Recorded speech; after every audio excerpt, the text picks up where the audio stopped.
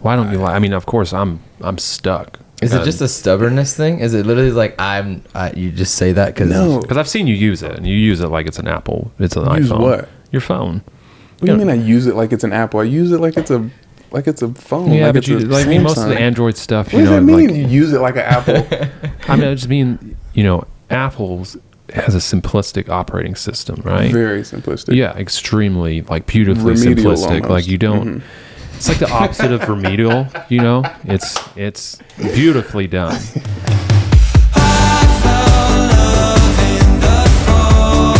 We are back by popular demand, and by popular demand, we made it on Blaze's story? yeah. And my mom said it was cool, so we needed to do another one. So we're here. Shout out to you, Mom. Yes, we love you, Mom. I did realize the last one we did, we didn't introduce ourselves. That is very true. We just assumed that the whole world already knew who we were. I kind of live by that belief anyways. So I am Shane. I'm an owner of Valhalla Media Co. My partner here, Taylor. I'm Taylor. Sometimes we do passion projects, and this podcast that is still, we don't have a name that hopefully we'll decide by the end of this, is a passion project of ours, and we just want to bring on really cool guests, kind of go behind the scenes with them, some creatives, business people. Our guest today I'm super excited about. Me too. A very, very good friend of ours, very good creative, very good model for us when we need him for product shoots or lifestyle shoots. He is the man with the caramel skin that will make you want to sin. He's got the eyes that puts the quiver in your thighs. He's got the smile that makes you want to stay a while. What is happening right Ladies and gentlemen, boys and girls, children of at least 18 and above, Aaron, rarely ordinary, Baker. Give that man a round of applause. We went a little not as PG, but welcome. Thank you. I appreciate it. That was a very lovely introduction from you guys. Trying to make me blush first thing on camera. I don't think I'm ever going to be able to do that again for any other guest. That was, No, probably not. Freestyle right there. So one of the reasons we wanted to bring you on, other than, being close friends, is I just want to kind of talk a little bit about YouTube, a little bit about your life, a little bit about the comment sections on your social profiles. But Yes. for everyone watching / listening, give us a little introduction. Well, my name is Aaron Baker. Yeah, I don't know. I've been good friends with you guys it's been a year and a half now, almost 2 years probably. I do YouTube, do a little bit of photography, modeling for you guys here and there, and Yeah. trying to be on both sides of the camera, Mm-hmm. just trying to figure out how to do something with this digital world. How did we meet? It was at the meetup. The We did ICT meetup? the ICT meetup, and we met downtown. And I didn't know either of you guys. You guys didn't know me, and we just kind of, out of the 20 people that were there, maybe 15, 20 people, we all just kind of Clicked. just hit it off from the jump. Was that the one we did shot in the back of the brewery for a little bit? Or was it before that one? It was that one. I think that was the only one I've been to Okay. for the Wichita. Yeah. I thought that was the one. And you and I were like shooting the same shot. We were trying to of Aaron. We're trying to see how we would edit it different and that kind of stuff. But we basically nailed the same shot and the same colors. Yeah, same edit, everything. Couldn't really tell a difference. I still don't remember from there, and I think about it sometimes, how it went from we met there, and then we were hanging out all the time. It just so naturally. He just showed up in your house and you walk in. What's up, Aaron? Yeah. I Sitting don't on know the couch.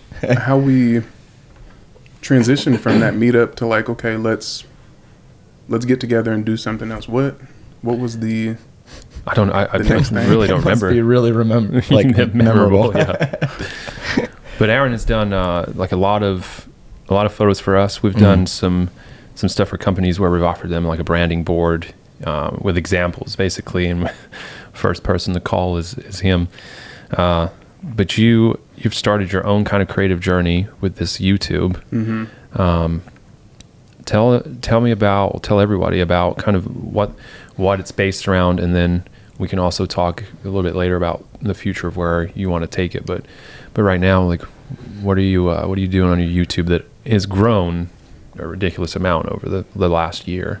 Well, for years now, I've wanted to do YouTube, to make videos and get that ball rolling, and I just have never, whether it had been, I don't have the right camera, or I don't have a microphone to do it, and there were always reasons probably within the last, honestly, like the last 10 years of, I could always find a reason as to why I can't start just yet, because I don't quite have it where I want it to be, and that was always the thing holding me back. And then honestly, it was when I met you guys, and when I started getting more into photography and just getting more comfortable behind the camera and learning some of the ins and outs of shooting and what makes a shot good, what makes the audio good. And it was the confidence from that pushed me to say, I'm not going to keep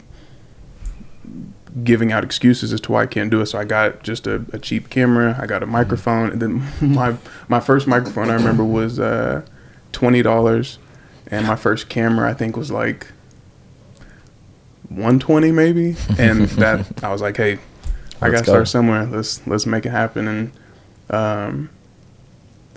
yeah, and it was actually Taylor. I can remember the conversation when I'd started doing YouTube, and I had started with podcasts, and I had done maybe 3 or 4 episodes, and Taylor and I were standing in front of his garage at his house, and he was like, have you ever watched reaction videos? I was like, I have no idea what you're talking about. And he was like, I think you'd be really good at it. He was like, music, you're a likable person, you should try reactions. I was like, I'll check it out. I'll see what it's about. And from then on, I started doing reactions, and so now that's what my YouTube is mainly on as of right now, is music reactions. So you public math, $140 to start? Yeah. 120 plus 20, 140. Plus tax. Yeah, plus tax. How long did you go with that 140 setup, and then also, I would really love to know how much your following on YouTube grew with that $140 setup. The reason being, just an example of, you don't have to have the best gear out there to grow. Yeah, and that's the biggest thing. That's my biggest takeaway from getting started, is that you don't have to have everything exactly how you want it to be. You just have to get the ball rolling and get things in motion, because once everything starts going, everything else will fall into place. And I started with that camera and that microphone. I did it for probably the first 6 months, maybe 8 months before. And again, with the help of you guys, I learned what mic is good, what camera is good, which one would be best for that. But before all that, I was only using my Olympus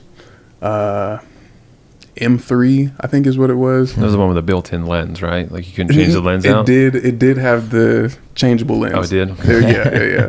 Yeah. But yeah, knowing from that, I shot probably 30 YouTube videos, and I got up to probably 15,000 subscribers. Dang. From $140 plus tax. Yeah. There you go, people.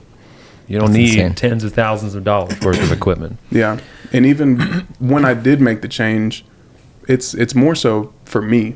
I noticed the changes in the quality and everything. The people who watch the stuff, they don't care that much. You ever have anyone complain, be like, man, it seems like you're on a $140 setup? Never. No. Never. And even since I've switched, I can only remember one comment of someone saying, your lighting is better. Yeah. And that was it. Nothing about switching from 720p to 4K, or from a $20 microphone to a $300 microphone or whatever. It's like, they don't notice that. Yeah. They're there for the content and for Personality, your personality, and that's all you got.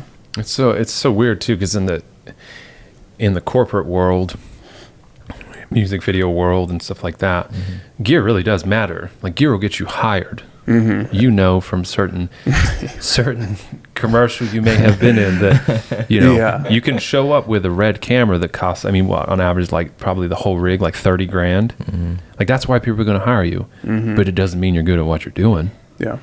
But you can show up with a $2,500 or $140. I can't imagine you showing up for a corporate commercial with an Olympus, but you strapped around his neck.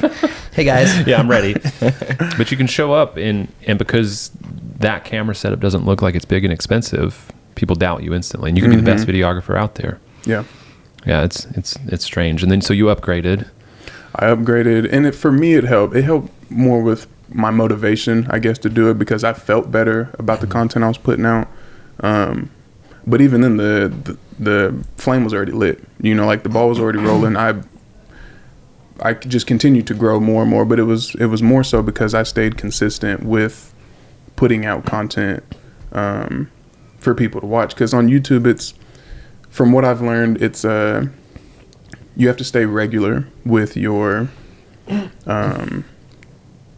uploads. It doesn't matter if it's just a video saying, hey, this is what I did this week, but if people want something, if you say you're going to put something out every Monday, people expect something every Monday. Yeah. And that's the biggest part of it. So your videos seem to have a niche on like the style of music, and is that, or based on most of them that I've seen, is that based on like that's the kind of music that you prefer to listen to, or what made you take that route? Not quite. I hardly ever do videos for the music that I prefer. The way that I approach it or started to do it, I do the whatever's newest, the newest song, like the newest music videos that have came out, or the songs that are trending at the moment, because that has helped. With YouTube, the algorithm, when people search for Cardi B, it'll pull up Cardi B, the most viewed videos first, as well as like the official Cardi B stuff. But then it's the things of other videos that are Cardi B related. So if a new video by Cardi B comes out, then it'll have the new video first, and then everything will trickle down after that. So if it's Cardi B reactions or Cardi B breakdown, whatever, then all of those come next. So when people click on Cardi B and then they look at the recommended videos, it'll be my video popping up. So it's like if the new Spider-Man trailer comes out, then underneath that is a bunch of people reacting to the new Spider-Man trailer. Never even thought of that. That is just genius. I'm thinking we should do a reaction video sometime. Yeah, to movies or TV. I couldn't do the music stuff. Yeah. We could react to Aaron's reaction. That'd be, Tay and Shay react to Aaron. I'll sit in the background and do my own reaction to you guys. Reaction inception. I really loved the Adele one. Oh, for her most, Easy on Me, I think it was. Yeah. Even just like your shock at her pain in the video, and well, that was the first time I had ever heard Adele. That shocked me. Yeah, same. It was a little disrespectful. I felt like and understandable, but again, that's not the genre of music that I listen to just on my day to day. I'm not riding in my car, tattoos out, fucking listening to Adele. I mean, I do. Tattoos out, listening to Adele. Hey, we all got different along. Preferences. But no, and I mean, I know I've heard Adele like in the background of things or on the radio or stuff, but I've never like tuned into it. Yeah, paid attention to the lyrics and right. You're more of a Taylor Swift person. I'm a Swiftie. Yeah, I thought so. Swiftie is that a thing? I think that's the name of it. But I like the way that you break it down too, and I'll admit some of the hip hop ones that are broken down, I'm like, dang, that's what that meant. I didn't even know. I didn't know what they said there. Yeah. Would you say that some of the, just like in poetry, right? Which, I mean, lyrics and stuff for music is basically that. Would you say some of that or a lot of it is opinionated, right? Like you're taking lyrics and saying this is what they're saying. For sure, they could be interpreted in several different ways. Yeah. Okay. They can. A lot of the more lyrical artists have better wordplay than other artists, and so they can have like double entendres or innuendos and things that they can say this, but it can be taken in 3 or 4 different ways depending on the context or what they're referring to. So it's, and I try to break down some of those in the more lyrical songs, but if I tried to do every one of them, my reaction videos would be a damn podcast. Yeah. And I'd sit there for an hour talking about, well, this bar they said this, and we gotta go back 2 bars and catch what he also could have meant if we said that. So Yeah. it's fun though. I do enjoy it. I do enjoy talking to the people in the comments too there. Tell us about that. Yeah, let's talk about the comment section. They say don't ever go in the comment section. I'm starting to see why. I saw that on a Disney movie. The comments on the YouTube videos are not as aggressive, I guess. But if we're talking about comments on like my Instagram, that's a different. Yeah, across socials, Instagram, your OnlyFans, like all that. You wouldn't believe how many DMs I get from guys and girls asking for me to start an OnlyFans, and I mean, listen, you guys couldn't pay me enough. How much is enough? We'll talk about that off air. But I mean, Taylor and I are lucky enough to have the little green circle on our Instagram, right? So we can see some of the behind the scenes stuff that the public doesn't, and some of the comments that are up there. I'm just like the close friends. Yeah, yes. Close friends. That's what it's called. I just call it the green circle. I'm like, look at me, I'm lucky. We are the green circle. Yeah, I'm in the circle of trust, the green one. That could be our podcast name. The green circle? The green circle. Okay. The circle of trust by Valhalla. But yeah, some of them, it's bold. It's super bold. And I don't post the majority of them. I post hardly any of them, but I've gotten, and I don't take it offensively, but I could see how like girls do when guys send them like unsolicited pictures, because I get that from guys, and I don't know if that's the vibe I give off. I hope not, and I don't care how anyone swings, but I like the women. I understand when they say that. Is there cussing on this podcast? we said that we would naturally kind of get into it, so well, I've held back, but go ahead. Naked pictures. We'll say that when you get those, when you're not expecting them, and you get one from a man that you don't know, it's a little. Yeah. It's not the best message to receive. You're like, hey, I wonder what Jason's got to say. What? Oh, Jason. Yeah, it's But I mean, you have a point. You talk about now now how the ladies feel, and they talk about that, and some of them are I don't know if I've seen it on TikTok all the time. They're retaliating, right? Like, go find out if you got a girlfriend. Oh, for sure. Yeah, and then they'll just be like, boom, screenshot, boom, sent. Guess what? Your 12-year marriage is now over. Yeah. And rightfully so. I think they should do that. I'm not you. I don't get the random photos in my inbox. I am thankful. Just start forwarding them to Shane. I'll send them to you. Yeah, the only ones I get are from you and Taylor. But yeah, I can't imagine that would. Yeah, I would not be okay with that. Your YouTube, we've always talked about that. I'm curious because I don't know, but I know that you've spoke a little bit about changing the direction of some of it. Also, maybe starting another channel. I do know a little bit. You've talked about wanting to do some travel stuff. Yeah. What are some plans for the future for that? Well, my initial plan, because I'd spoke with people who are established on YouTube, and they've been doing it for a while now, and they've given me the guidance of if I want to start something new, to start a new channel, because people who subscribe to my reaction channel, they don't want to come to my reaction channel for reactions and cooking if I start a cooking channel or something. So you need to separate your lanes almost. And it makes sense to some extent, but the approach that I'm gonna go with, because YouTube offers playlists. So as a creator, you can separate your videos into different playlists. So I'm just gonna use my channel BTM TV as if it's like the cable provider. And then in the playlist, I'll have like the reactions playlist. And then if you want to just go to my traveling playlist, all my travel videos will be in there, or my unboxing playlist or whatever. So I can just separate things like that. You're going to start one of those toy unboxing things for like kids' toys and with like the little squishies. where the money's and at. Yeah. Ryan out there making billions of dollars unboxing toys. Yeah, I don't know how I feel about that. I think a lot of people come to your channel more so for you. You know, I think you've built kind of like this Aaron Baker brand. I don't even know if you have your name on the channel, but not in the title. Yeah, but I mean, you've built this brand around yourself, so I think that's a good idea. Like, there's going to be a high percentage of people that are going to want to watch you travel, especially the people that are in your comments. You know, so I think that is a good idea to make the playlist.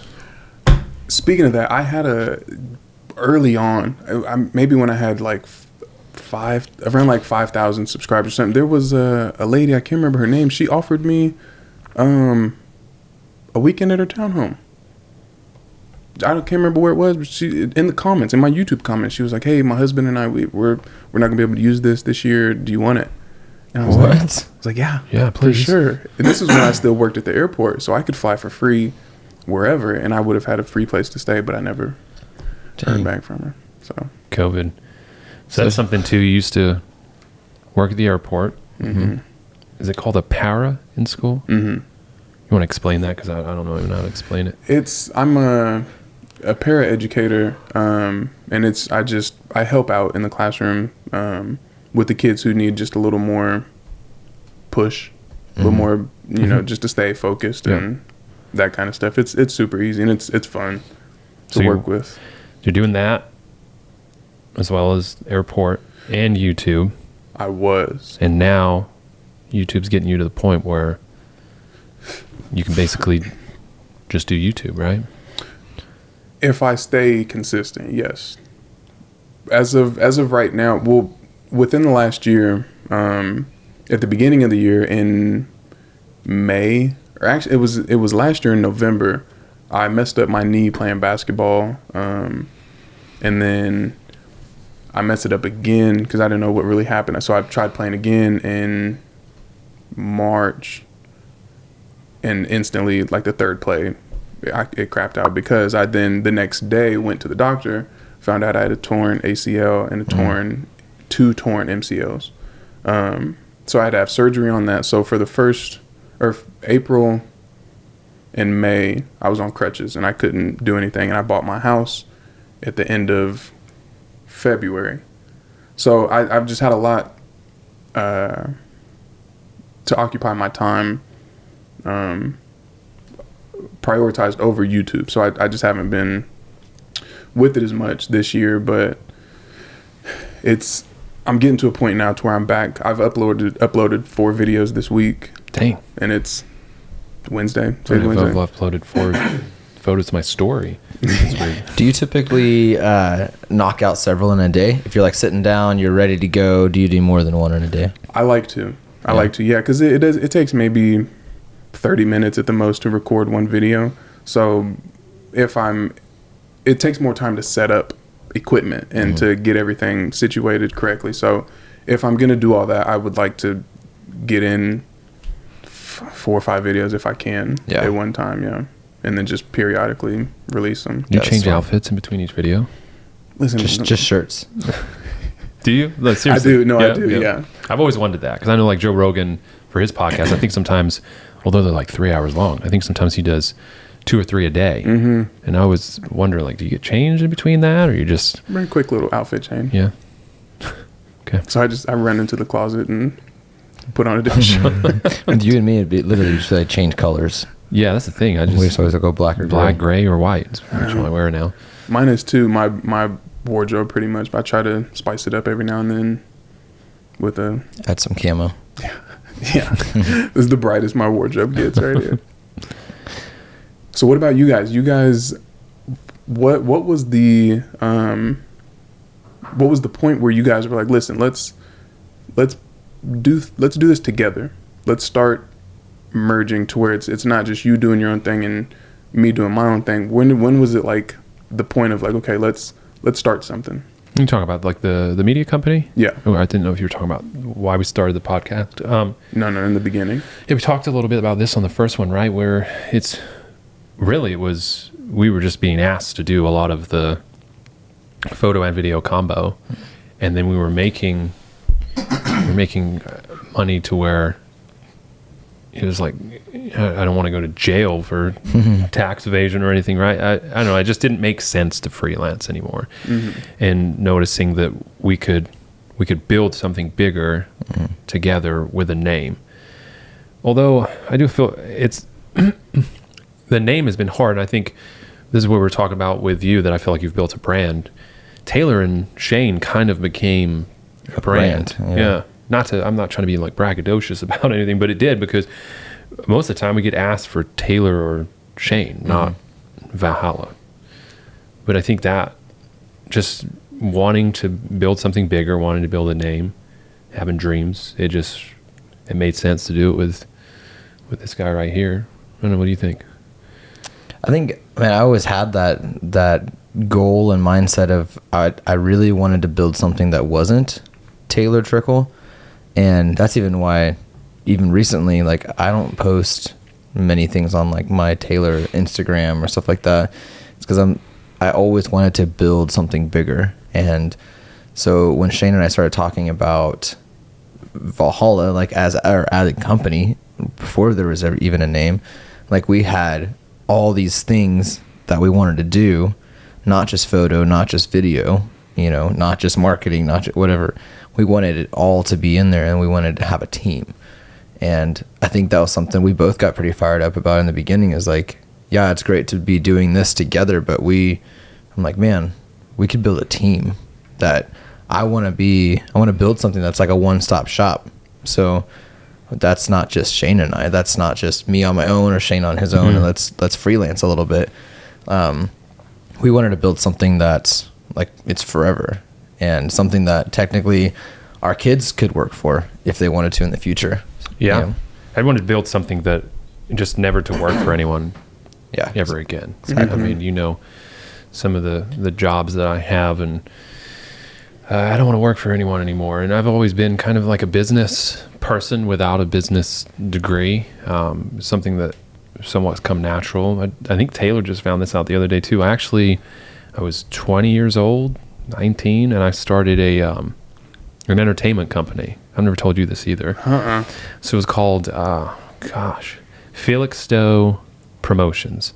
So I was born in Bury St. Edmunds in England. I spent most of my life in Felixstowe, which is a little town right on the ocean of England, which is not anything fancy because it's freezing cold there and the beach is all rocks. But it sounds cool. Yeah, but the name's cool. So I started Felixstowe Promotions, and what we would do is we would, when you go to a club, people would hand out flyers, and you go to under 21 clubs. So I was living in Seattle, like that was a big thing, like get people out. And then that evolved into me being allowed to, underage, as long as I didn't drink, promote for 21 and over. And so I did a lot of promotions for that. And then that grew into... So you were one of those people handing out flyers? No, like I had people that handed out flyers, which is a weird thing to think of it. Like I'm pretty sure I was 19. 19 years old. I had like 25, 26, 30-year-olds like handing out flyers to kids to go into under 21 clubs. And then, like I said, that evolved to over 21. It's just probably something you couldn't do today, but no, it's having grown men. Yeah, times changed, right? And then I got weirdly offered it was Scion asked me, like, Toyota Scion asked me to run a black tie event. I'm talking about faking it till you make it. Man. So I did a black tie event for them. Monster asked to, and funny enough, the days lined up So Monster asked to do something at the exact same day that Scion did. So then, of course, I'm an idiot. I'm like, yeah, I'll do both. So they wanted to do a paintball event. So I did a paintball event, but then it all worked out because then I just invited everyone from the paintball event to also go to the black tie event. Genius. And it just looked, so all those people were excited, and I had cases upon case of Monster in my house for probably 2 years before I moved out. But yeah, so that then helped me get into. I did not UFC, but like a MMA event, a big one at Tacoma Center, which is like here is what is it called? Interest Arena, same thing. And then I ended up moving. I was asked to basically buy it out, and I was like, sure. So someone bought it and ran that sucker right into the ground.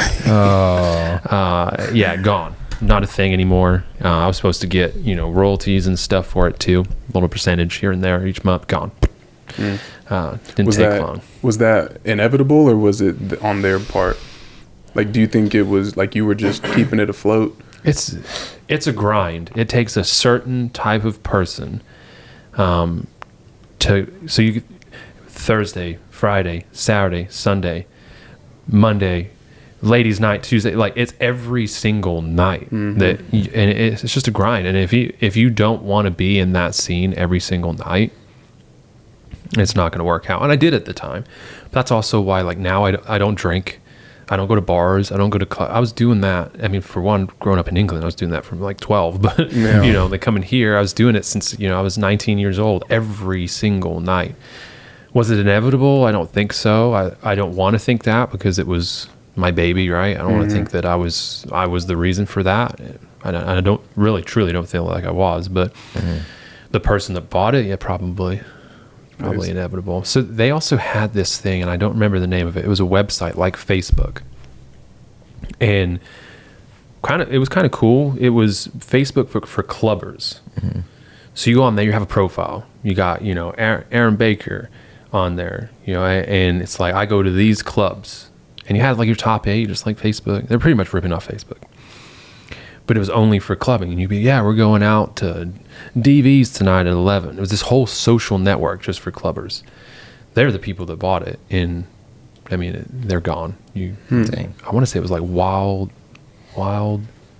and free or something. .com. I don't remember. Wild and free. So that then, it's been many years, but it's just always been on my mind that I want to start something else. Like I don't want to work for anybody. I just want to work for me. And so I think it's just that's been inevitable, is that I would end up starting something, and then I just met someone with the same passion. And I always knew, like, so first I worked in construction remodeling all through high school and then a year after, and I knew I wanted to do my own thing. So even back then I started something called Solid Rock Construction. So I just started doing my own remodels and stuff like that. And like throughout time, I literally was like starting little things here and there, because I just knew I was always that guy that wanted to be, I was pretty innovative in like everything I worked in. And then I'd have like managers or whatever above me, and they're just like complacent. And so I'd be like, we could get better if we do this, more efficient if we do this, it would look better if we did this. And they're just like, no, that's just not how we do things. And stick to the basics. Go by the book. If it ain't broke, Taylor, then we ain't gonna fix it. It was broke, in my opinion. That's just how I imagine a Midwest person would have said it. It was bad. Like I worked at Home Depot as a flooring specialist for a year, and I did have a manager that he thought a lot like me. So I actually loved my job. And my job was really to help people, one, pick their flooring, but then also like build out their entire plan. Like, so if they're going to like floor their entire house or their main floor or whatever, I'd be doing all the measurements and that kind of stuff. And, sorry about that. No, that's right. Just live in front of millions of people. Just leave our phone on loud. And, so I really loved my job there, because my manager, Josh, thought a lot like me. Well, he ended up getting another job because his manager was like that. Like, it was like, no, there's no growth. He got a different job, and technically I should have gotten that like department head job. Like, I was the guy, and they decided to move the paint department head over to be the flooring department head. It was a pay raise for him, but he knew nothing about flooring. He came up with the idea of painting floors. It's revolutionary. I don't know that he knew much about paint either. And literally, it started being like he would be working with a customer, and then he'd get on the radio and he's like, "Hey Taylor, could you come over to aisle blah blah blah? I got a customer before." And I go over and he just didn't know how to answer the questions. Mm-hmm. And so that was like a moment for me back then. That was 2012, I think. And I was like, yeah, I'm not doing this for the rest of my life. Like, working for people that just can't think big picture. Yeah. And I mean, I still had to have jobs to pay bills and that kind of stuff. But it was like every job I got into, there's just, you hit that ceiling where they're just like, this is what we are. Like, this is as big as we're getting. And I just struggle with that. Like, that's something like Shane and I connected right away on the fact of like, there's no ceiling. Like, we dream huge. We know like we got to take baby steps and we got to do things right. But it's like, man, like the world is our oyster. Yeah. It's one of those things, wanting to work for yourself kind of drives you, Mm-hmm. right? So you're going to be done with the school eventually, right? Soon, hopefully no one there is listening right now. And they're like, wait a minute, I didn't know that you were leaving. They already get you know. fired.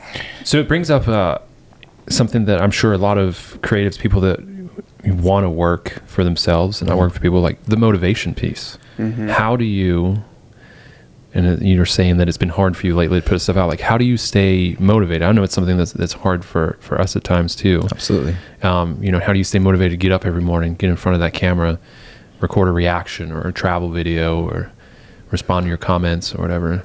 Well, I mean, it kind of goes back to what you guys are saying to the like the glass ceiling, like, or to the ceiling when you work for a company or a 9-to-5 job or whatever. Like, there's only a certain height that you can reach with that job, but when you work for yourself, it's whatever you want it to be. So if you want to put in 15 hours a day and watch yourself grow, then that's all on you. Yeah. If you want to work 2 hours a day, then yeah, cool, you can relax, but you're not going to go too far very quick.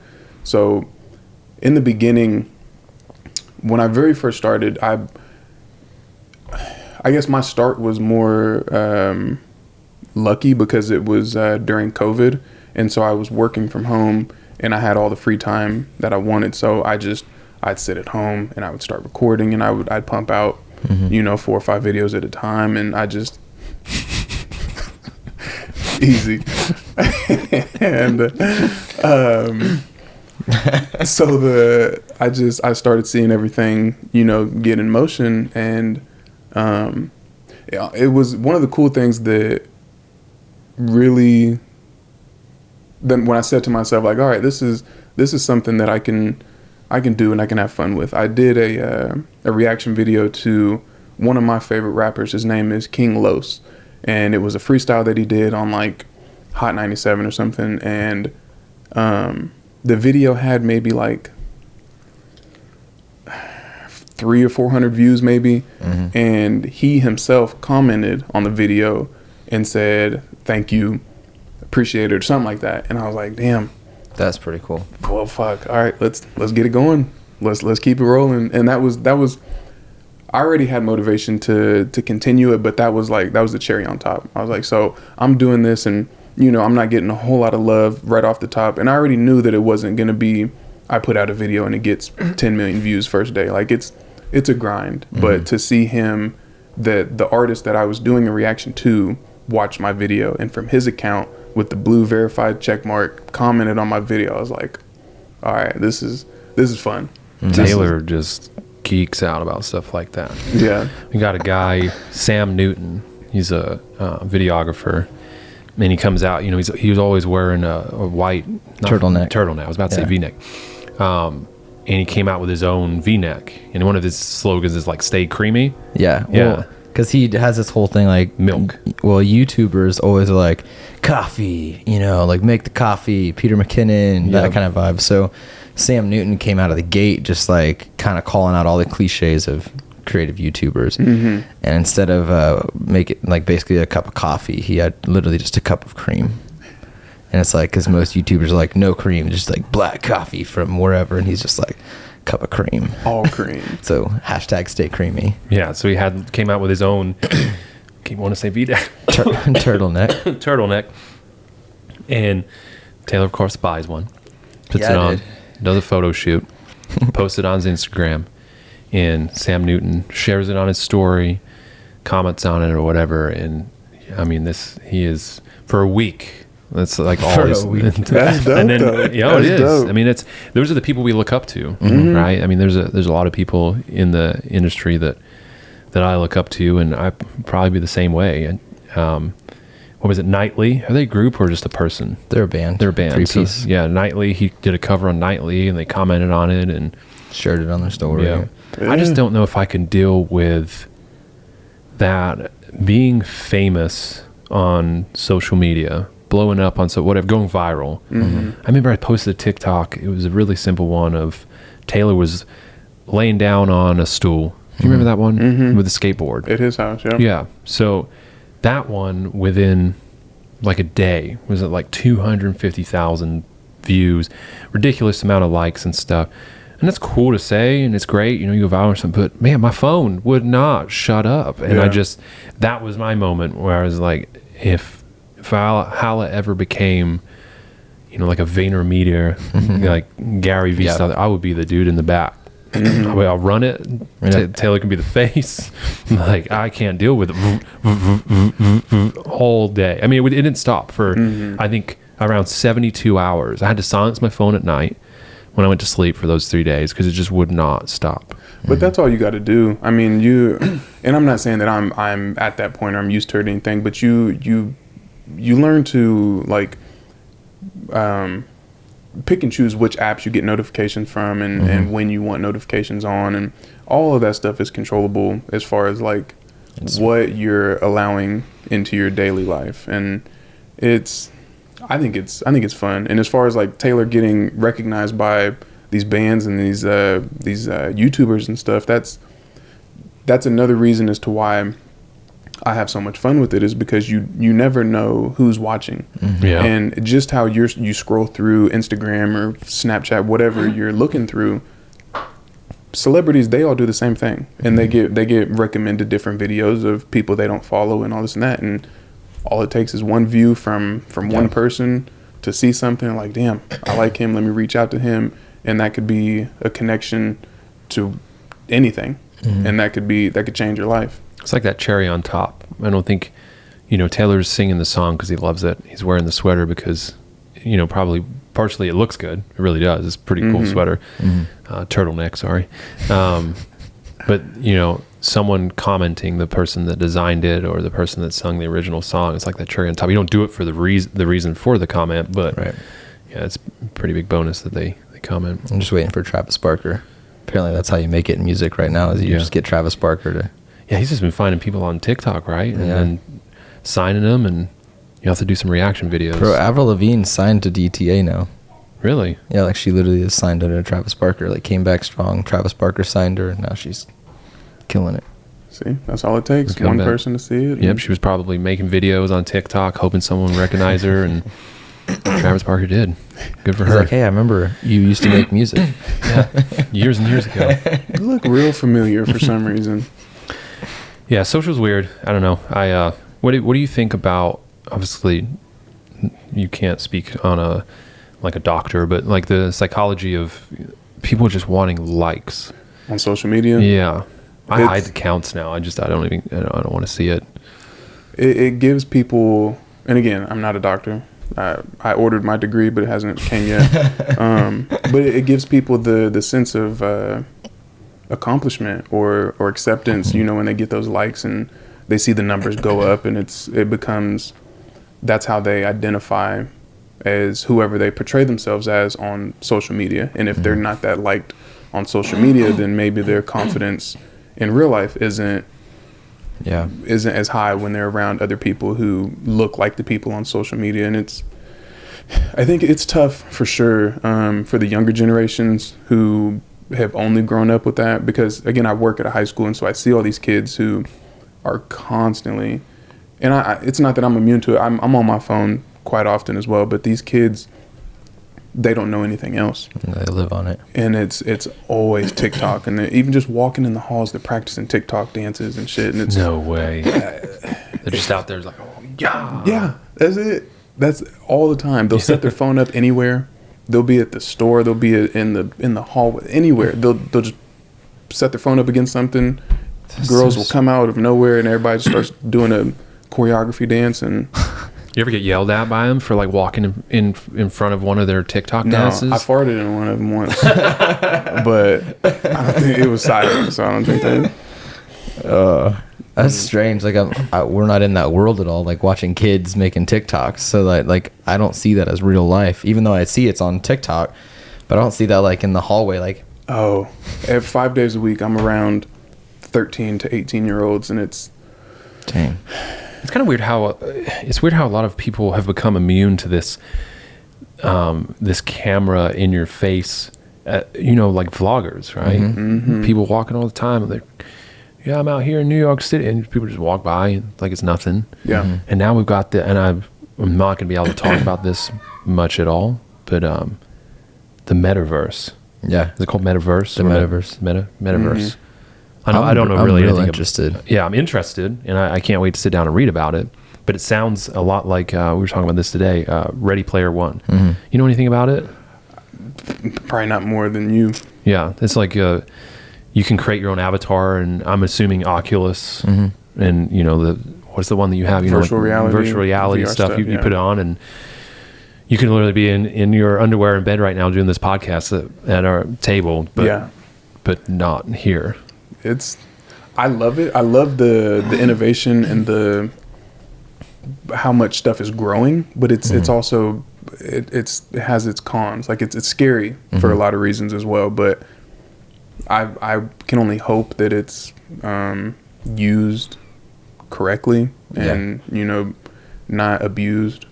But I'm sure it will be, and like there'll be people that go both directions. And it's interesting. Like it's scary on the side of like. I feel like it has the potential to cause a lot more like separation. So like even that's like bringing you together in a virtual world, like people are gonna not know how to interact in like person more and more and more. And I feel like if you already look at the next generations walking around like singing and dancing to their phone, not really aware of the world around them, then you step into this virtual world where you're like attending meetings, going to school, whatever, and you're in a virtual class. You see your classmate over there that he's got blue hair and his, you know what I mean? Forearms. Like, yeah. I think about what it's done to the dating world. I mean, I was never really about it. I mean, I definitely, I had Tinder at one point, and what was the other one? Bumble. Yep.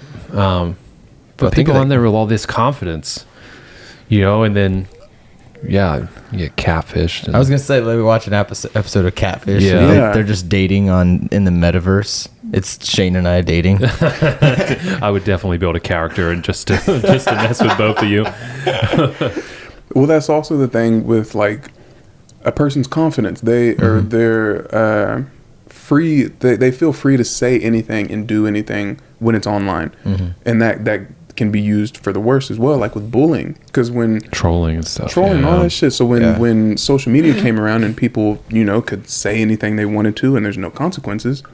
Yeah. So why would that be any different with the metaverse? And it's just a slippery slope for bullying.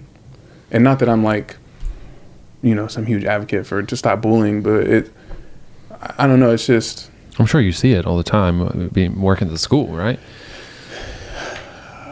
At least the not being yourself online piece, right? You see someone in person, you know what they're like, right? For sure. And then you probably see them be a certain way online. Yeah. Well, I mean, I don't interact with these kids online or anything, but I do see that these kids will show that they're very outgoing and goofy and stuff when they make these videos. But then when you try to talk to them, it's a one-word response, or they're very socially awkward and they don't like to interact with the people around them. But they'll sit there and they know 45 dances on cue, to all these different sounds, and I don't know how. Isn't that interesting? Like how it's flipped so much. Like it used to be like people couldn't talk in front of a camera. We still have that those people like in the older generation that we did that thing today. Yeah, we did. You put a camera in their face and they're like, but now like it's completely flipped. You try to talk to them in person and they're like that. Mm-hmm. But you put a camera in their face and they're ready to roll. Oh yeah, they're spitting fire. We did a thing today we talk about the older generation. We put a camera in front of probably like 10 people singularly. And you got people on the side, like, it's not hard. You just get in and like you say this, and this. Look, here, let me show you. And then they move aside and then they get in front of the camera and they're like, okay, let's do this. So I am Shane and have a happy holidays. And then they like 30 takes in. Yeah. And I know them all. I love them. They're great. They're amazing people. Good friends of mine. It's just funny. It's just funny to see one of them particularly, Anthony, if you're watching, sorry, I'm calling you out. Like he's on the sideline, like, guys, you just got to do this, you got to do that. And then he got in front and he's like, he wow, was like, this is weird. Yeah, this is weird. And then instead of saying this whole piece that he was going to say, it was just like happy holidays and just walked off the thing. And it's so true that all these people that I'm talking about get up in front of hundreds of people, sometime thousands or thousands is a little much, but they get in front of a lot of people and they are so well spoken when they do it. I watch them do it all the time, but as soon as that camera was locked on them and they're talking to just the room of all friends, they completely lock up. Yeah. You bring up a really good point, because the younger generation, putting them in front of 100 people that's not on a camera, they wouldn't be able to, they just freeze up, put them in front of a Zoom with 1 million people. They're probably up there. Susie's probably up there just confident. Let me show you these dances. Yeah. Yep. No problem. The very first video that I did, I wasn't even recording a video yet. This was a year and a half ago before I even had a YouTube channel. And I was like, okay, let me practice. Let me see if I can do this, how I sound, this and that. And I just set up the camera, I put on a little tripod, and I'm in my house. I'm by myself. There's not a soul in the house. And I hit record. I start sweating. I'm stuttering. And I'm not even doing anything. I'm just like trying to talk to the camera, like, okay, hi, my name's Aaron. I'm starting a YouTube channel. And I'm sweating. Like, I'm wiping my face. I'm like, this... I don't know if I could do this. I've done it. I've been there. It's scary. I did the funny enough, we talked about the viral video. A lot of people were in the comments like, how'd you do it? How'd you do it in post? Post being like the edit. And I was like, well, I started to type it out because I was like, no way I'm going to record this. And right. And then it's just too much to type. So I was like, let me get Taylor and let him set up a little vlog thing for me, and I'll just show them how I did it. It's mostly going to be computer. I'm going to be a small little square in the top left of the screen, and they're just going to watch my mouse go around. I sat in that studio for 3 hours, and then I ended up deleting it. I put it up there and I just deleted it because I was like, no. The hardest thing for me now, like, I don't mind being in front of camera. I can sit here, I can talk to you all, can have a blast. Like, it doesn't bother me. I don't sweat, nothing.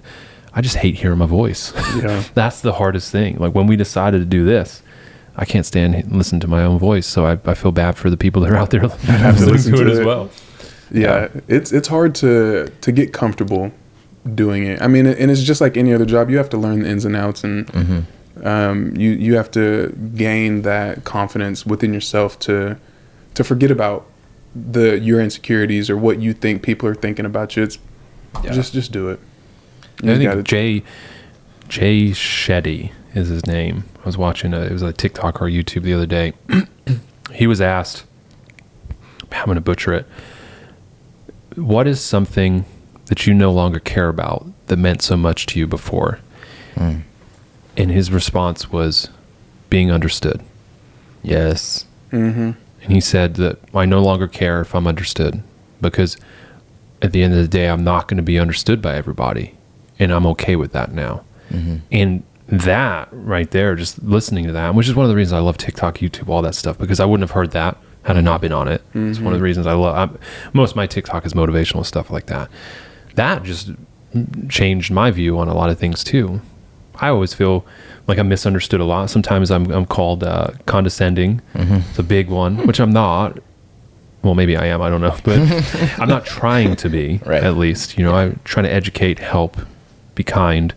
But I just gave up being understood. And once I realized that, then sitting in front of this camera, getting on this microphone and things like that, it just didn't bother me anymore. Cause I'm like, if I can affect one person positively out there and 500 other people just don't understand me, then I did my job. At least I helped one person. Yeah.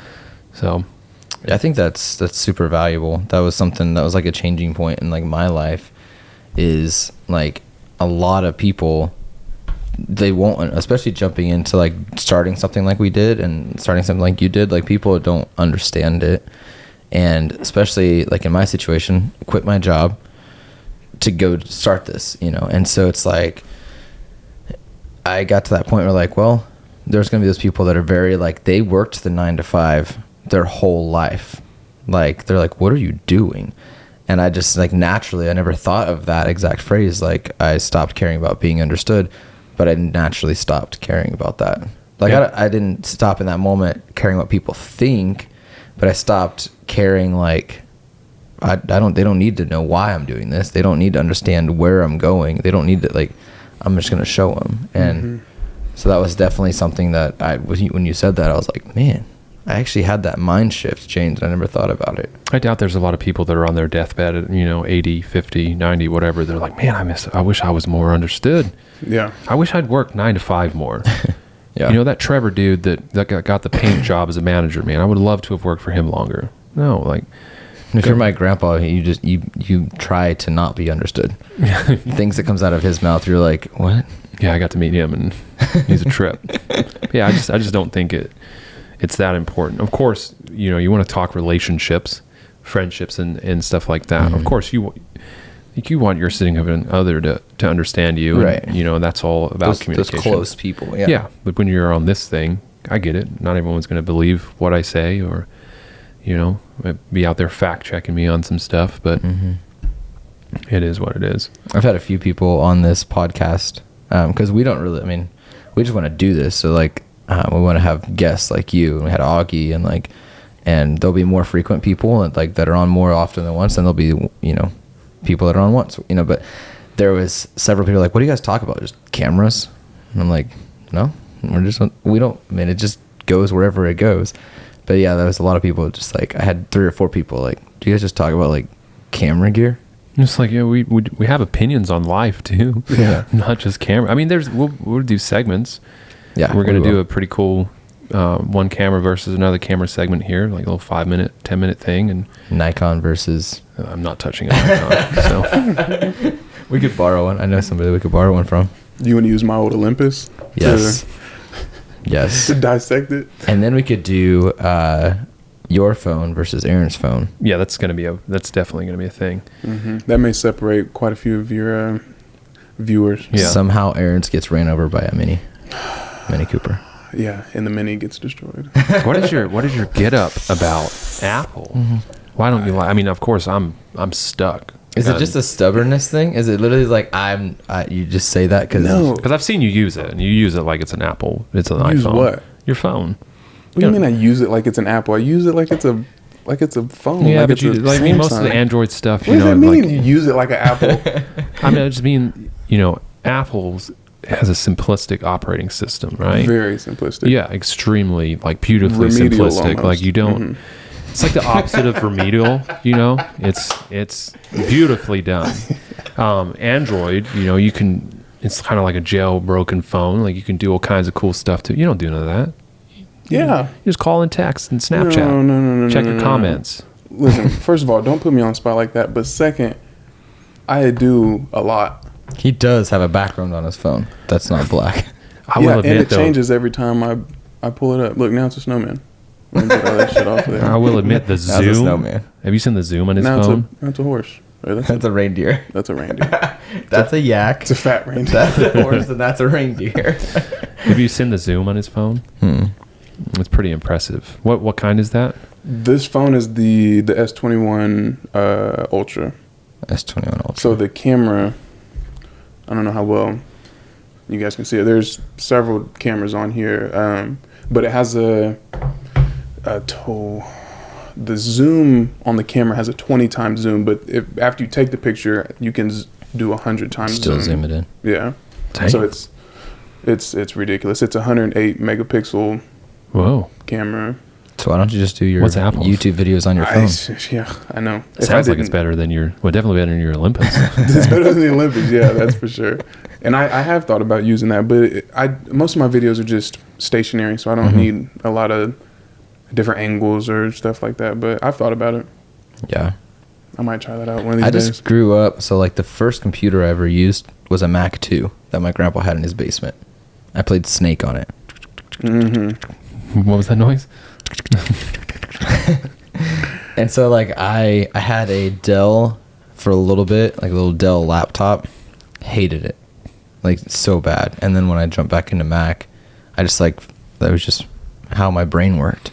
And see, I'm the opposite. I had, in my freshman year of high school, I had the first generation iPod Touch. So it looked like a phone. It was one of the ones that was full touchscreen. That's the only Apple product I've ever had in my life. Dang. Really? Really. I've never had an iPhone. But he wants some of these. Yeah, of course. Shout out new headphones. I had Portobello mushrooms. when I was living portobello mushrooms. When I was They're living in Washington, I have, I'm trying to think how to explain it.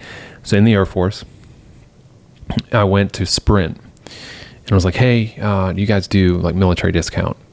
I'm like, yeah, we do actually. And I was like, cool. They're like, you work on the Boeing jets? I was like, yeah. They're like, oh, we do a Boeing discount as well. Dang. It's like, sweet. So I think I'd had the very first iPhone, didn't really like it. So they messed up and they gave me a Boeing CEO account. So I could, no joke. So they paid you to use the phone. Right, yeah. I own Sprint. No joke. I want to say it was either every 15 or 30 days. I could take any phone and I could just go give it back and go grab the brand new model that came out. So for example, one of them, and the insurance was insane. One of them, it was like called like a HTC Diamond 2. And this is when they were just coming out with Androids left and right, which is, one of the reasons I hate them, because they're just everywhere. But it was brand new, got out of the box, like literally just took the screen protector, just took it off. On the HTC? HTC Diamond 2. Put it in my pocket, sat down on the couch, slipped right out, fell in between the couch. Both my ex and I are reclined at the time. I turned to her, I'm like, hey, don't get up. And I'm like, get up to go get it. She's like, what's wrong? I was like, I dropped my phone down the couch. She jumps up, closes the couch, and all I hear is no joke, just crushed it. So I took it that same day, took it out. Yeah, here's a new one. So I went through so many Androids. I mean, just one after the other, after the other. And I just never, and then I went to the Note, loved it. And then it was because I went to Portugal. I went to Portugal and I would live there for a year, and they just didn't have anything decent. They didn't have any Samsung. The only thing decent they had was iPhone. And never went back. I really don't know why we were on this tangent for phones, but yeah. And then I never went back, and now just everything I own pretty much is Mac. I got a new laptop sitting somewhere over there that's still in the box. It's already packed in my car. It is packed. Okay. New Mac M1 chip. Yep. That will be unboxed tonight. But yeah, Well, people can say those, like talk shit about Android, and say the phones are cheap, this and that. But Android is the operating system. Yes. So like you said, you had a THC or HTC. HTC. You can get a THC in Washington now. Yeah. It's I don't know legal. if they make phones yet, but you had a HTC, and there's all different kinds of brands of phones, but the Android is just the operating system. So I've only ever had Samsung. Well, I mean, early on, I had some, I can't even remember what it was, but Nokia, Olympus, BlackBerry. I did have a BlackBerry. I had the one with the ball. Yeah, what was the one with? I had it when I owned the promotion company. I had it because it was like the cool thing to have. The Strobe. You had you flip it and you type the slide, or I call it the Strobe was a. No, Is it a was BlackBerry? No, it came out because it was all about the IM. Like And you the can IM on face it. The face flipped open. around. What It is was that like called? Oh yeah. I had that, man. I no joke had a new phone. This is before the whole Sprint thing. I was with T-Mobile back then, and I Sidekick. Sidekick. The Sidekick. Sidekick. It looks like you're typing on a T. Yes. Yeah, Yes. dude. Can't beat It's a that. cool. It's Bring a that cool back. idea. Bring that back. It's a cool For idea. real. What do you guys think about like the foldable phones? I had had one. one. Did you? I had the Z Fold 3.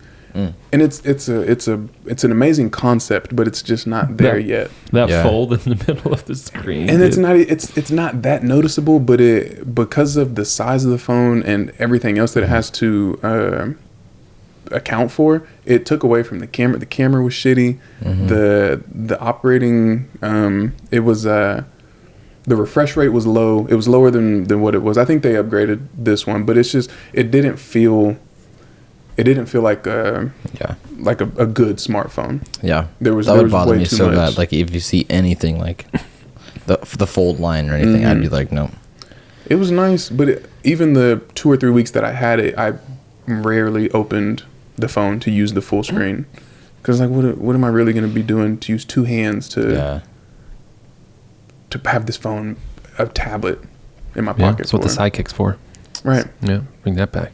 Yeah. So anyway, really- Samsung. I mean, you were talking about Samsung, but I've gotten really good at balancing. Like even like this phone's pretty big in my hand. I don't have like giant hands, but balancing so I can like reach almost every part of the screen when I'm typing. To get your thumb to the completely opposite The side. pinky is literally like there.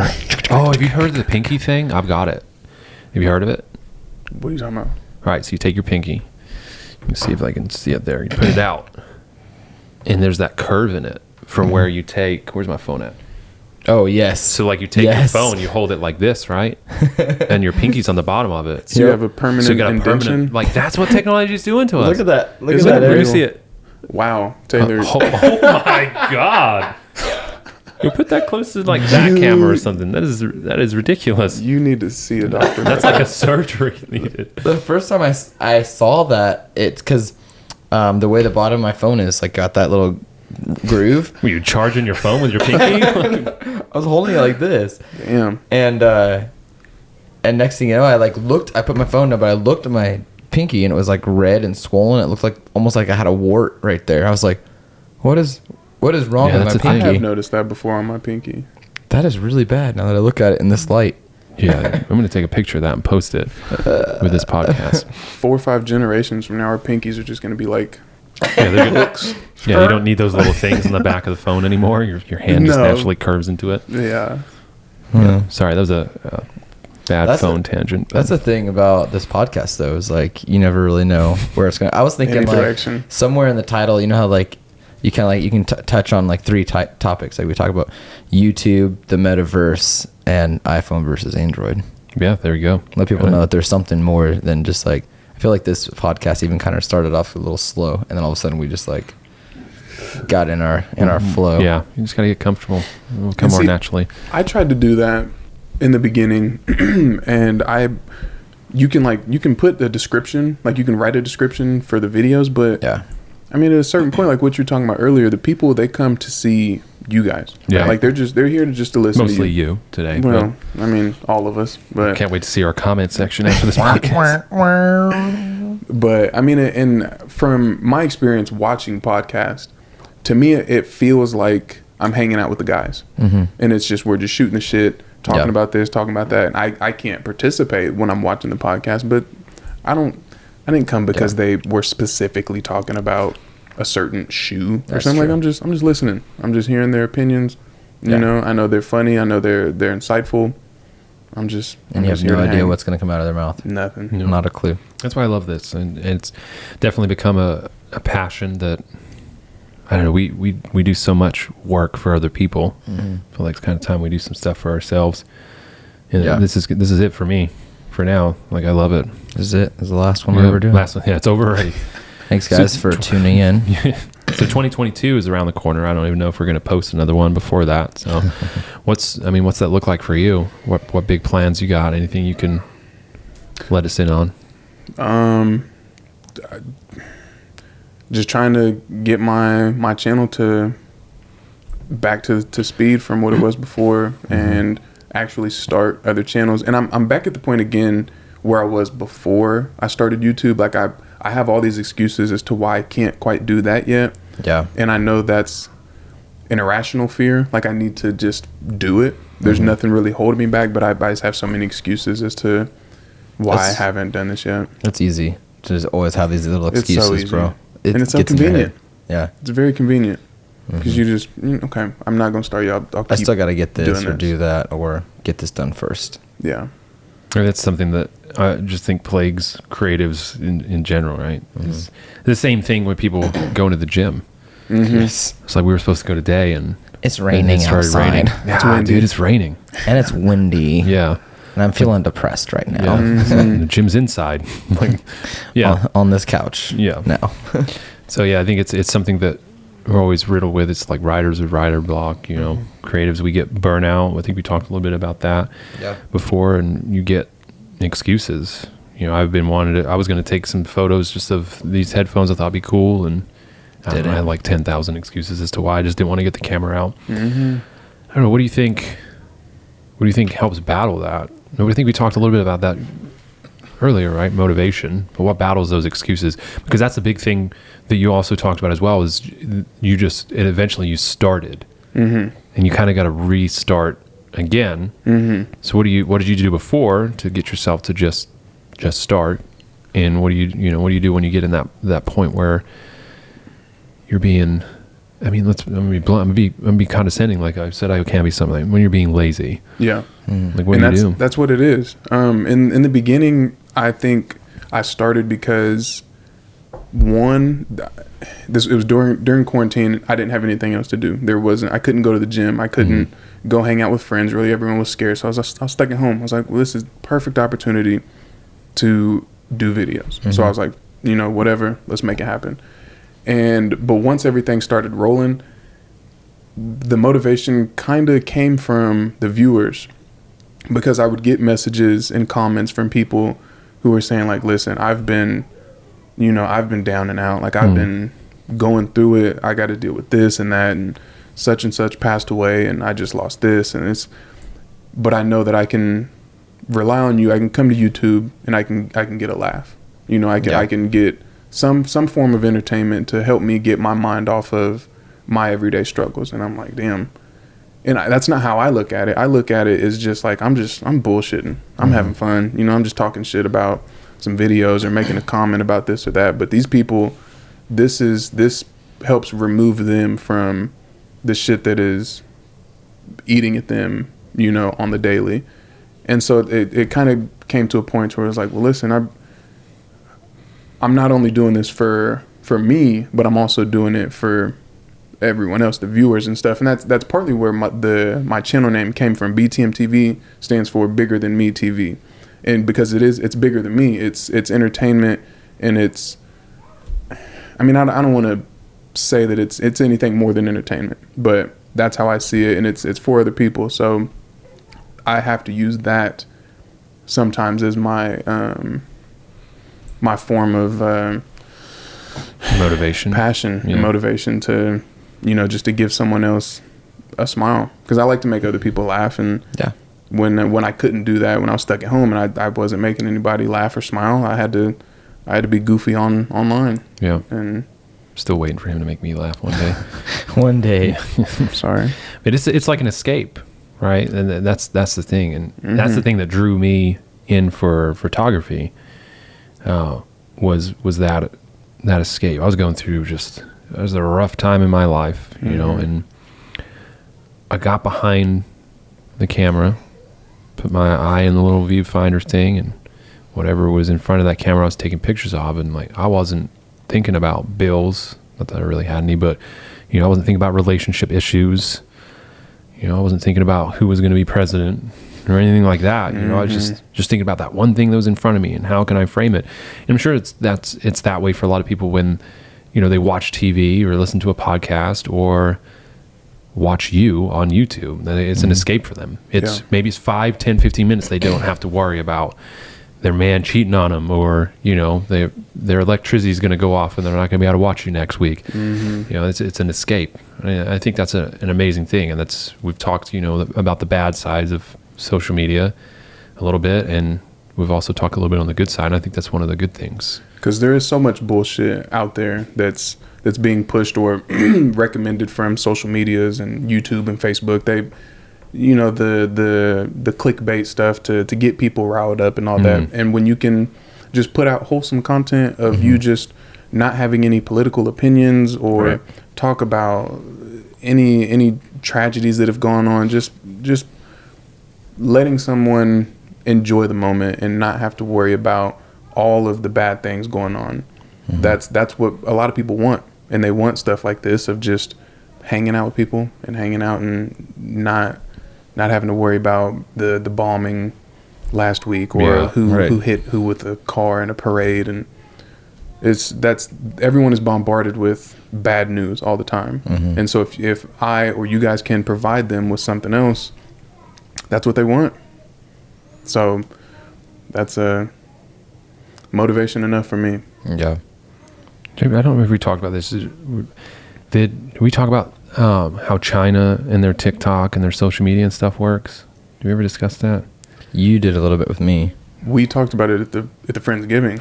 Yeah. It still blows my mind. Like TikTok closes after like 10. Yeah, whatever time it is. I haven't like fully fact checked it on like the exact time, but it closes. It's like after like 3 or 4 videos, they give you, we'll say like a 30-second break. Again, I'm probably wrong on the amount of time, but you get a 30-second break where you don't get to scroll anymore. So there's none of the constant, which I get caught up in sometimes, just like scrolling. And they obviously hide a lot of the negative stuff that we can just, we have freedom, so whatever we want. But it's crazy. Like it just closes at 10. So you don't have people at 2:00 in the morning, on TikTok that's 12, 13 years old. Just bad thoughts. Yeah.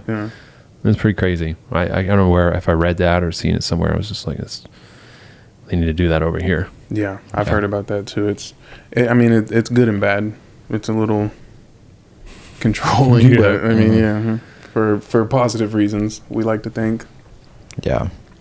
What about you guys? What do you guys have going on for 2022? Can't tell you yet. We have some big things coming up. We did tell you actually, but we told you before the podcast. Yeah, what can you guys share about 2022? Holotube. Yeah, Holotube. So Aaron's our first star. Yeah.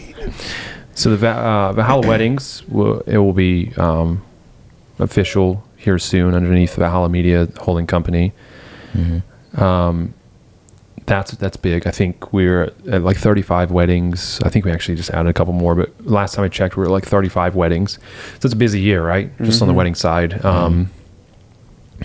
Our team is growing, which is just crazy. When you sit there and you're like, I don't want to work for anyone ever again, right? That's what we're talking about. Reason for doing this. I don't want to work for myself. Yeah. Or with somebody, not for somebody. Well, now thinking that, now we got people that work for us. That's weird. It's a completely different mind shift. Yeah. You better get your processes right. Yeah. You better get yourself in check before you start putting other people in check. Not that we're going around like, you need to do this, but you need to have everything in place. So we've got an editor that we're trying out right now that we'd love to bring on full time. We're getting a lot of projects to where, we have 2 people that are editing. So adding another one that's like solely focused on that, because like Taylor is shooting video and then editing, Augie the same. So having someone that's just solely focused on that's a big thing coming up. I think something that's going to be huge in 2022 is really defining our culture. We talked about that a little bit with Augie last time, but like that's something that's intentional for us. So like when we're talking about, we have people working for us now, which is strange, but it's like we want that culture to be like strong. We want people to like love working with us, and it's not going to be like a typical like the 9-to-5s we grew up with, like working. It's not going to be that. And so you always have like a a saying, like Obviously not a good one. Yeah, I'm gonna mess it up. Like, teach somebody enough so that they could go out and do their own thing. Train someone. It's actually a Richard Branson from Virgin Media, Virgin Atlantic, saying it's like, train someone, teach someone well enough so they can leave and go be successful. Yeah, but then treat them well enough to where they won't. It's kind of how we base everything for us. And the jobs I've had is been so much micromanagement. Yes. That there's a time and a place for it. You know, with Augie coming on, like, he's gonna completely own that Halla Weddings thing. Like, the trust is there, but the branding of it right now, the marketing of it, the building of the website, etc. Yes, we are micromanaging a little bit because we need to ensure that it matches our brand across the board. But once that's all done, like, it's going to be on you. You know, you go out and figure it out. Yeah. So that's big. Like you said, the culture change is going to be big.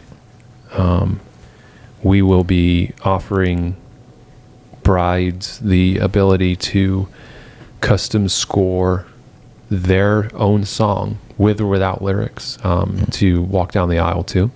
Scoring is literally just creating music. Creating music. A song specifically for them. Yeah, so we're going to let them create they can sit down with some of our team members, and they can either tell them about their life, and the team will build I guess, what is it, an instrumental. Or if they want lyrics, they'll sit down and help them write lyrics. We've got people that can sing that song. So it's something that's not really being, put out there in the industry as much. I haven't seen it really locally. So that's big. Media side is, I don't know what I can and can't say really, but there's some cool stuff coming on the media side too. Some really cool local businesses that we'll be working with and creating some great stuff. I don't know what else. I mean, we are going on tour with Justin Bieber. Yeah, to capture his I next heard tour. about that. Yeah. So that's kind of the biggest thing next year.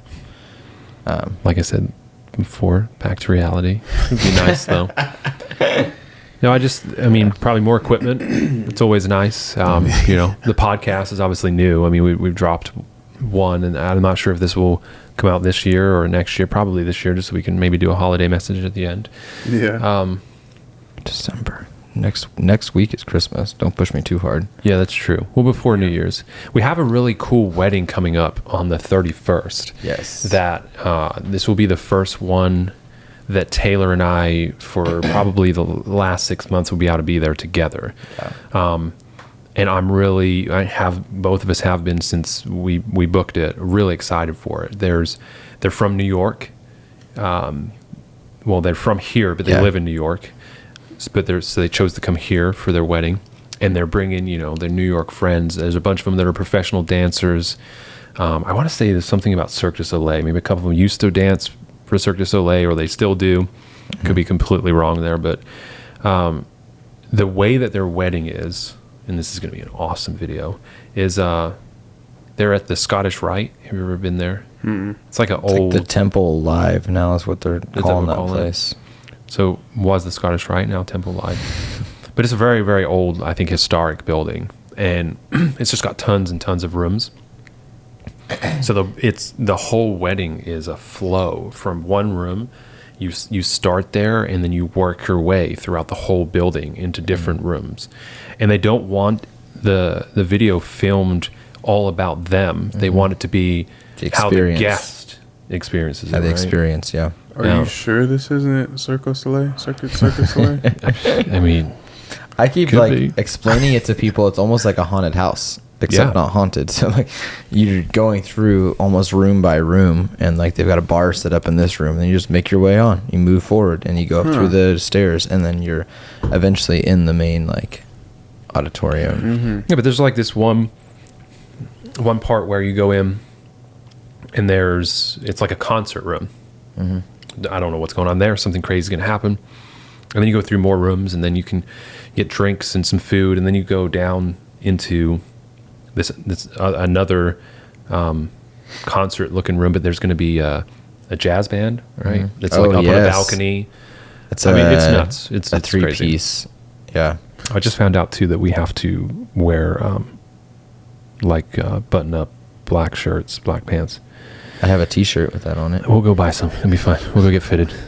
Sorry, I meant to tell you that. I got an email That's about how it. my Jesus dresses. He's got like a tuxedo T-shirt. Yeah. Sweet baby Jesus. Yes. But really, I mean, just 2022 is going to be busy, but there's a lot of process building, like you said. There's going to be some building, cool stuff coming out for sure. Just stuff that we'll probably release here soon. Give us a couple months. Yeah. And then just trying to bring you onto the team. Yeah. You know, trying to find a way to fit you in. Manage you maybe, or maybe he manages us. Yeah. I'm trying to keep this podcast PG. I don't want to say too many things to get you guys demonetized. But so how was the surgery? That's one thing that I got to experience a little bit with you. I took care of my baby a little bit. We traveled on it too, which was we'll talk about that idea. Yeah. Let's walk Kansas City. I had never seen a dude sweat so much. Oh my God. Yeah. It was not good. The surgery itself, the recovery was, I was on crutches for 8 weeks. The first 6 weeks I could only use one leg. So by the time I got back to both legs, my left leg that had the surgery was like, it was pointless pretty much. There was no muscle in it. I couldn't hardly stand up. But my right leg was a damn ox. Yeah. Like it was as strong as could be. So it's been a journey still, evening back out the muscle within my legs, because I can tell like my hips, my right side hurts a little more sometimes just because I've favored it for 2 months. But it really, I put on 30 pounds since the injury back in November. So it's been a journey. Muscle? Fuck yeah, in my stomach. But I mean, and since then I've dropped. I'm back down 10 pounds. So it hasn't been fun. But with all that happening, it kind of put a hold on my creative flow. Like I wasn't in the mood. First of all, to try to set up camera equipment and to do stuff on crutches is not recommended. Dude, I can imagine. Dude, I was over his house for like 2 hours, and I think you fell over 4 times trying to hop around.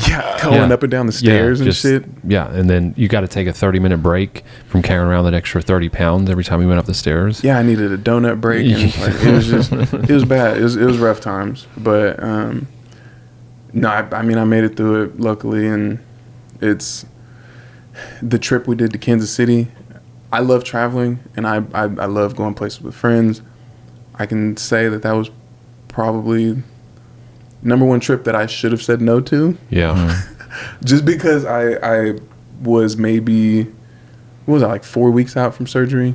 Yeah, it seemed like it was still pretty, like the stitches and stuff I felt like were still. Mm-hmm.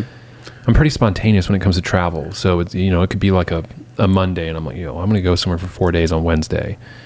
And this idiot was like, yeah, bet I'll go. Yeah. And I had the time off, and I didn't have a reason besides my need to not go, but I was like, yeah, fuck it. I can get around. All right. How bad can it be? Yeah. Bad. We stayed downtown Kansas City and walked for hours at a time. And I'm on crutches trying to keep up with his ass, and he's sitting over here taking pictures of this and that, and he's just going. And I'm just back here sweating, trying to keep up. And I mean, it was fun. It was a good time, but it was probably not the best timing. Yeah, for the trip. It was nice because, man, that place was a ghost town. Yeah, that was eerie. That was my first time ever into Kansas City. Kansas City. Oh yeah, I think. Your first time in Kansas City? Was it? It was my first time. It was not my first time in Kansas City. It was my first time actually going around it. So I'd stayed there because my friend Mike was visiting family, And so I went into Power and Light to Insomnia Cookie. I was staying in the Hilton. It's around the corner. I literally walked down Insomnia Cookie, grab like a 12-pack, come back. That was my COVID 15 came from Insomnia Cookie. That was it. I didn't go down and see any of the sites because during the day we would be at my friend's house or friend's family house. Yeah. So it was my first time there actually experiencing Kansas City. So I'd always imagined it being like this busy, bustling place, like mini New York, Mm-hmm. No, it was, I see like maybe 100 people on the street the whole time that we were there. Yeah. Which, lucky for you, you didn't have to dodge too many people. True, but we also did go like Tuesday to Thursday or something. Yeah, but I expected people to be going in between work and stuff. Yeah. There wasn't anything. But then everything that we They're all in wanted the to Metaverse. see. Yeah, they were in the meta. They were making the Metaverse. But everything that we wanted to see was on the side streets where all the hills are. So I'm like, hey man, you see like that museum up there? That'd be a great place for you to go take some pics. Up there on that hill. yeah. That was The stairs. Yeah. See, there's 100 stairs like that Rocky ran up. Yeah, we did. We went up one like that. Remember? For sure, yeah. Next to Union Station. It was easily 150 steps. Yeah. Going up to the top of there's the World War II museum Yep. at the top. Old So- ladies up there like, what are you doing? So did your mom ever teach you just to say no? Or did you just choose to not listen? He's that kind-hearted person. He didn't want to let me down. A little bit of both. Yeah. A little bit of both, yeah. But I got a ton of pictures of like just him with one crutch trying to pose. At one point, I think it was a really cool street.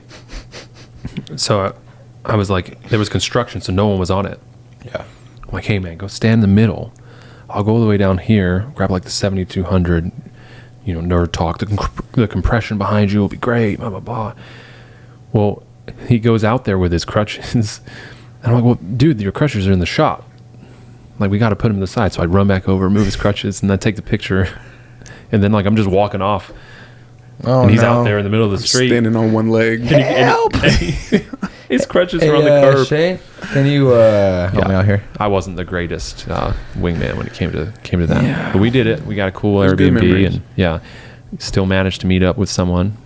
Remember? I met a girl out there. I got on one of those little scooter things, paid for it, ripped around Kansas City. Yeah. It was a good trip. Met a long time Facebook friend, Instagram follower. It was interesting. That's interesting. She was cool. We'll go with that. Hashtag interesting. Yeah. I think it's time to wrap it up, boys. That's what she said. Yeah. Every time it's going to be our outro. That was the one thing. Was Jake texted me, the 15-year-old. I say he's 15. I don't think he's turned 16 yet, so I'm sorry he's if you're probably watching 15. this. Anyways, It's probably about 20 now. Was he 15 for 1 week? When you meet someone and they have that impact on your life at that point, and you meet them when they're like 12 years old, and then And they just stay a 12 decade years later, old. like, wow, you're not 12 anymore, are you? No. Yeah, he watched the podcast and he's like, oh, I just got done with the podcast. It's like, it was really good.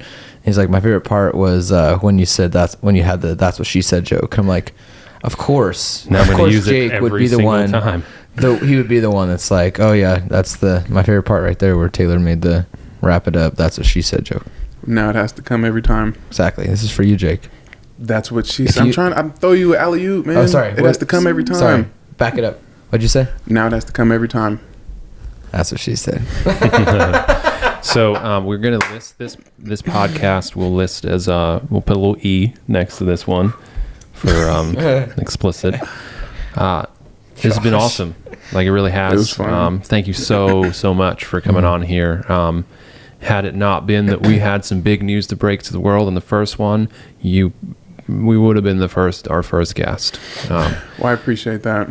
We love you. We always miss OG. you. We're both busy now, all the time, but we try to meet up as much as we can. So my hope moving forward is that you can come on not just as a guest, but maybe not on this side of the table. There's not a lot of room, No. but we'll get a bigger table, and I think you would add a lot of value in talking to guests that we bring on, or even just us three going back and forth again. There's tons of topics we Can we go get over. a round table though? Yeah, we'll do that. Taylor will build one. So just again, thank you This has been awesome. Absolutely. Thank you to guys. everyone that's watching. We still haven't come up with a name yet. Thank you We're for really watching close, but Unfiltered with Shane and Taylor. you just give us a name. It felt right. So It that means felt I can. right. That means I can put the first episode on the actual podcast world. You can. Wait, which one's the applause? Bottom. No. This one right here. But thank you for watching Unfiltered with Shane and Taylor.